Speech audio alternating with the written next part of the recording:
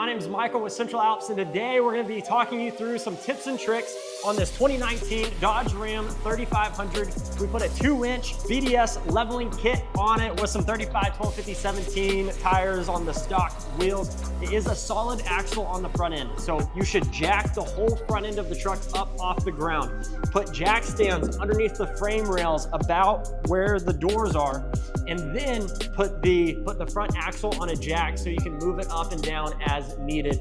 That's the biggest tip and trick with installing a 2-inch leveling kit on a 2019 and up Ram 3500. If you want to know exactly what parts we used, you can go watch our walkthrough video. And if you want to find out what we needed to do in order to make these 35-inch tall tires fit on this 2-inch level with 35, 12, 50, 17s, go watch our Will It Fit video. We would love to help you.